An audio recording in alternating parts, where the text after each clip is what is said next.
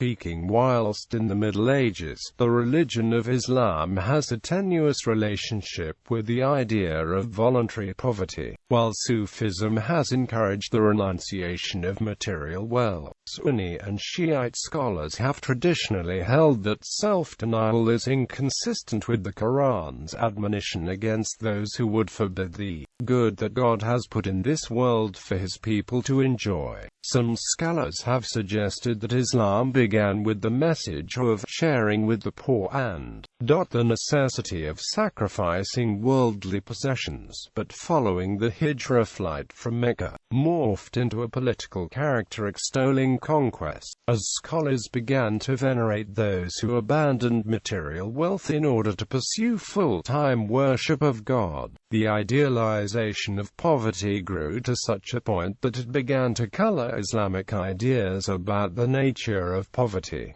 Early Muslims, Muhammad's wife Aisha was noted to have adopted voluntary poverty. Some traditions relate her actions to a hadith which claims Muhammad ordered her, Aisha, if you want to be joined with me, take of this world as little as a rider's provisions, beware of associating with the rich, and do not deem a garment worn out until you have patched it. Likewise, his wife Zainab bint Jahsh was said to have viewed wealth as fitna, a temptation, and gave away all her possessions and took Umar's 12,000 dirham annual monies given to her and distributed it among the poor. The first two successors to Muhammad, Abu Bakr and Umar, were noted for the voluntary poverty. Abu Bakr was a rich merchant, but after he became the companion of Muhammad he became poor because of Quraysh tribe's opposition. At the time of Abu Bakr's daughter Aisha marriage, Aisha had only threadbare clothing which she mended herself. Umar was noted for wearing a frequently patched cloak, rather than a new one. When Umar arranged for to be sent 1,000 dinars, the latter is said to have wept because he had heard Muhammad say that the poor would enter Jannah 500 years before the rest of the Muslims.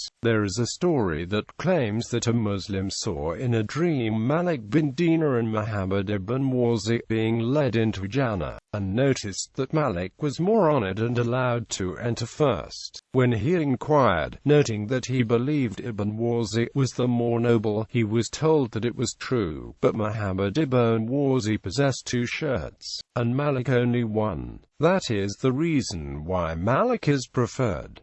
Sufi scholars, Sufis referred to the voluntary abstinence of food as the White Death, the refusal to new clothes as the Green Death, and the purposeful burdening of oneself with trouble as the Black Death. The Saint Rabia al-Adawiyya was said to have spent her life preaching voluntary poverty and complete reliance upon Allah for all needs. Dawood al-Tai, a scholar of Sharia and Hadith who died in 777, was said to own nothing except a mat of bulrushes, a leather water vessel used for wudu and drinking, and a brick which he tucked beneath his head to sleep. One apocryphal story claims that a novice and a sheikh were walking in the woods, and the novice was carrying money. When they came to a dark valley with 2 roads, the novice asked the sheikh which path should be taken, and was told, "Throw away the, then you'll be free to take any road you wish."